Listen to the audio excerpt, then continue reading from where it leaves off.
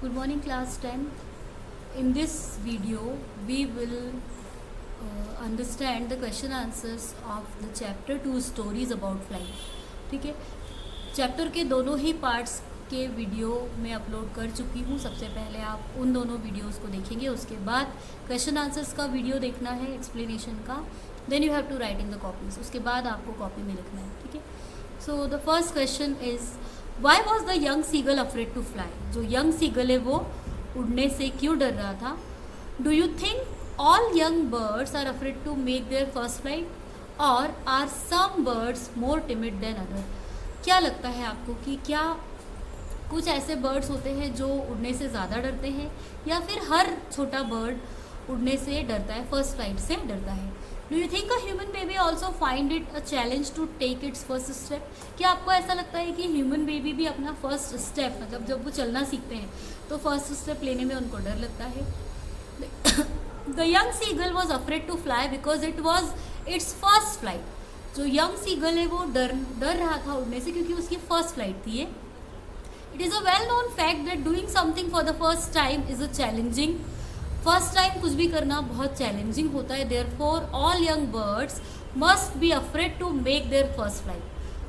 हो सकता है कि हर एक जो छोटा बर्ड हो, यंग बर्ड हो, वो अपनी फर्स्ट फ्लाइट, पहली उड़ान भरने से डरता हो. Similarly a human baby would also find it a challenge to take its first step. Human baby को भी अपना फर्स्ट स्टेप लेने में डेफिनेटली डर लगता है.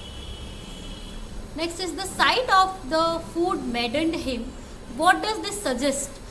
मतलब खाना जैसे ही उस बर्ड ने देखा, ये चीज़ उसके लिए बहुत मीन्स ही was crazy about it.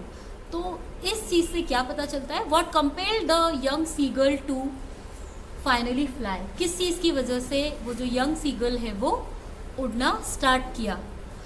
The young seagull was very hungry. वो बहुत ज़्यादा हंग्री था. It was this hunger that ultimately compelled it to fly. मतलब उसे इतनी ज़्यादा भूख लग रही थी कि अल्टीमेटली उस भूख की वजह से वो कंपेल हो गया, मजबूर हो गया उड़ने के लिए. Its hunger only intensified when it saw its mother tearing at a piece of fish that lay at her feet.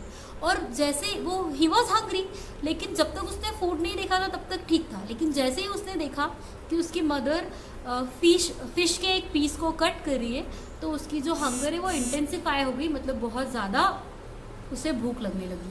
ठीक है. उसके बाद क्या हुआ. Then what happen when its mother came towards it with food in her beak. It screamed with joy and anticipation. मतलब जैसे ही उसकी mother को उसने देखा कि वो उसकी तरफ फूड लेकर आ रही है, वो खुशी से चीखने लगा और सो हैप्पी, वो so happy. However she stopped Midway. लेकिन उसकी जो मदर है वो आधे रास्ते में रुक गई. It wondered why she did not come nearer. जो सीगल है वो सोच रहा था कि ये मेरे पास क्यों नहीं आ रही है. Not being able to resist और control its hunger any longer, it dived at the food in its mother's beak. अब क्योंकि वो अपनी हंगर को रेजिस्ट नहीं कर पा रहा था, कंट्रोल नहीं कर पा रहा था, तो वो डाइव करता है अपनी मदर की तरफ और उस फूड को लेने की कोशिश करता है. At that moment his hunger overpowered his fear of the great expanse of sea beneath the cliff. ये वो टाइम था जब उसका जो उसकी भूख थी उसके डर पर हावी हो गई थी. ओवर पावर का मतलब हावी हो गई थी. उसको अब डर कम लग रहा था, भूख ज़्यादा लग रही थी, तो उसने डाइव कर दिया. Finally this plunge was followed by the natural reaction of its body to fly. और ये जो फ्लाइट थी, ये जो स्टेप उसने लिया था, वो उसकी बॉडी की जो नेचुरल रिक्वायरमेंट थी, हंगर, फूड, उस चीज़ की वजह से उसने ये स्टेप लिया था और अपने फ्लाइट के डर को दूर किया था. ठीक है. Next question is they were beckoning to him calling shrilly. Why did the seagull's father and mother threaten him and cajole him to fly? अब वो जो यंग सीगल है, जब उसने उड़ने से मना कर दिया तो उसके पेरेंट्स और उसके सिबलिंग वो उसको डरपोक कह रहे थे, उसको डांट रहे थे. क्यों कर रहे थे वो ऐसा. और उसके पेरेंट्स ने उसे उसके पेरेंट्स ने प्यार से भी कहा उसे और डराया धमकाया भी उड़ने के लिए, तो ऐसा क्यों कर रहे थे? Young seagull was afraid to fly, वो उड़ने से बहुत ज़्यादा डर रहा था। Even when it saw its brother and sister flying, like तब भी जब उसने देखा कि उसके ब्रदर और सिस्टर किस तरीके से उड़ रहे हैं, and its parents helping and teaching them, और पेरेंट्स उनकी हेल्प कर रहे हैं, उनको सिखा रहे हैं। It could not gather enough courage to make that first flight, वो अपने अंदर उतना करेज ही इकट्ठा नहीं कर पा रहा था कि वो अपनी पहली उड़ान भर सके। This is why its father and mother were calling to it shrilly and scolding him, इसीलिए वो उसको डरपोक कह रहे थे, उसे डांट रहे थे। They threatened to let it starve on its ledge if it did not fly, वो उसको ये भी धमकी देते हैं कि हम तुम्हें इस लेज में बिल्कुल भूखा मरने देंगे अगर तुम उड़ोगे नहीं। They did so because they wanted it to leave its fear behind and learn to fly. वो लोग ऐसा इसलिए कर रहे थे क्योंकि वो चाहते थे कि वो अपने डर को पीछे छोड़ दें और उड़ना सीखें। नेक्स्ट है जो सेकेंड पार्ट है इस चैप्टर का, उस पर बेस्ड पार्ट है ये। Question first, I will take the risk. What is the risk? Why does the narrator take it? अब यहाँ पर नरेटर ने क्या कहा है कि मैं रिस्क लूँगा। क्या रिस्क है और क्यों रिस्क लेना चाहते हैं वो? The risk was to fly through the black storm cloud. Risk क्या था? उस तूफानी बादल के अंदर में से उड़ना। The narrator took the risk because his home was beckoning him. उसने ये रिस्क लिया क्योंकि उसे ऐसा लग रहा था उसे घर उसका बुला रहा है। बैकनिंग मतलब बुलाना। He was dreaming of his holiday and looking forward to be with his family. वो अपने हॉलीडे के बारे में सोच रहे थे और वो अपनी फैमिली के साथ टाइम बिताना चाहते थे। He also wanted to get home in time to enjoy a good English breakfast. वो ये भी चाहते थे कि वो जल्दी से जल्दी घर पहुँचे और अपना ब्रेकफास्ट इंजॉय करें। नेक्स्ट क्वेश्चन है, describe the narrator's experience as he flew the aeroplane into the storm. तूफान में किस तरीके से उन्होंने अपना प्लेन उड़ाया था वो एक्सपीरियंस यहाँ पे शेयर करना है। As he flew into the storm, जैसे ही वो उस तूफान के अंदर जाते हैं, एवरीथिंग वेंट ब्लैक, हर चीज़ ब्लैक हो गई थी। It was impossible to see anything out the plane, plane के बाहर किसी भी चीज़ को देखना इम्पॉसिबल था। It jumped and twisted in the air, plane भी जंप हुआ, हवा में ट्विस्ट हुआ। When he looked at his compass ही सा it was turning round and round, it was dead. Compass भी खराब हो गया था, along with it the other instrument, जो दूसरे इंस्ट्रूमेंट थे वो भी खराब हो गए थे, इंक्लूडिंग द रेडियो, रेडियो के साथ रेडियो वर ऑल्सो डेड, सब कुछ डेड हो गया था। सडनली ही सा अनदर एरोप्लेन, दूसरा उसको एक एरोप्लेन दिखता है suddenly. It's pilot waived at him, उसके पायलट ने उनकी तरफ हाथ हिलाया। आस्किंग हिम टू फॉलो, उनको ये कहा कि आपको मुझे फॉलो करना है। He was glad to find a helper, वो बहुत खुश हुए क्योंकि उनको इतनी डिफ़िकल्ट सिचुएशन में एक हेल्पर मिल गया था। He was using his last fuel tank and there was only enough fuel to fly for 5 or 10 minutes। अब उनका लास्ट फ्यूल टैंक था और केवल 5 से 10 मिनट तक वो उड़ सकते थे। Then the other pilot started to go down and he followed. दूसरा जो पायलट थे उन्होंने नीचे जाना स्टार्ट किया और हमारे जो ऑथर है उन्होंने भी उनको फॉलो किया। He suddenly came out of the cloud and saw the runway, और वो बादलों से बाहर आ गए और उनको एक रास्ता दिखा, रनवे दिखा, on which he then landed his plane safely, और उन्होंने उस पर अपना प्लेन सेफली लैंड किया। Why does the narrator say I landed and was not sorry to walk away from the old Dakota? ये उन्होंने क्यों कहा? मतलब उन्होंने क्या कहा कि मैंने लैंड कर लिया और मुझे इस प्लेन से दूर जाने का कोई अफसोस नहीं है। क्यों ऐसा कहा?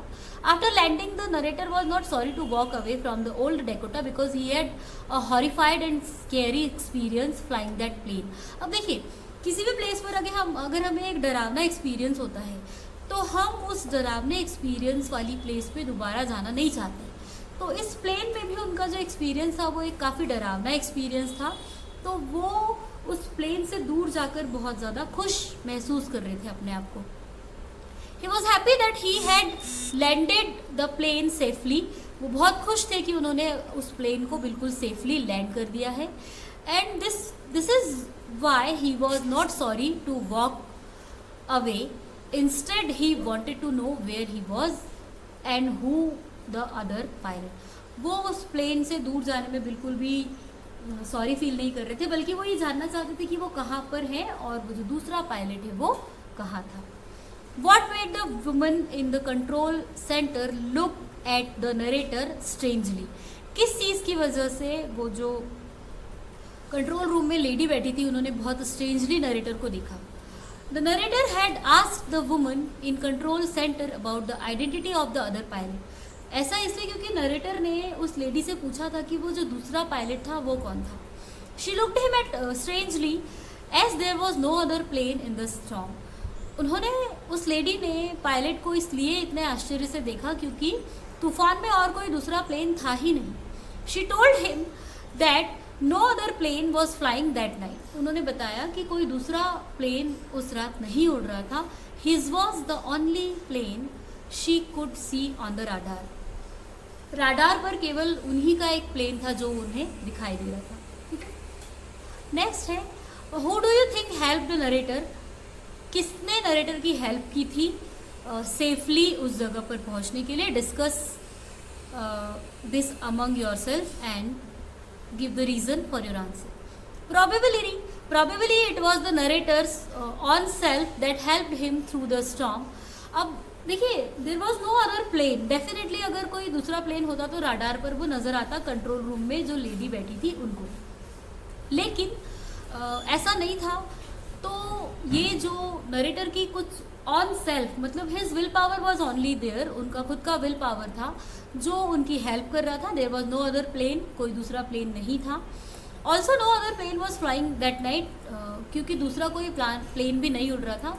इन his fear he might have been hallucinating, हो सकता है कि इतनी ज़्यादा फियरसम सिचुएशन में उनको कोई हेल्यूसिनेशन हो रहा हो। हेल्यूसिनेशन का मतलब होता है आंखों का भ्रम। ठीक है, वो एक बहुत अच्छे पायलट थे and it might have been his own self that came to help him, और उनकी खुद की जो स्किल्स थी उसकी वजह से वो उस तूफान से बिल्कुल सेफली बाहर आए थे। लेकिन हेल्यूसिनेशन के कारण, भ्रम के कारण उनको ऐसा लग रहा था कि कोई दूसरा प्लेन है उनके साइड में जो उनकी उड़ने में हेल्प कर रहा है। ठीक है, अब थिंकिंग अबाउट द लैंग्वेज, ये जो लैंग्वेज वाले क्वेश्चंस हैं that I will explain in you in the class.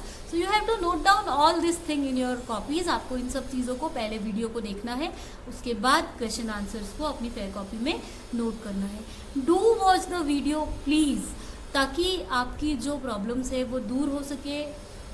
And if you feel any difficulty do ask in comment section और in class. Thank you very much, take care.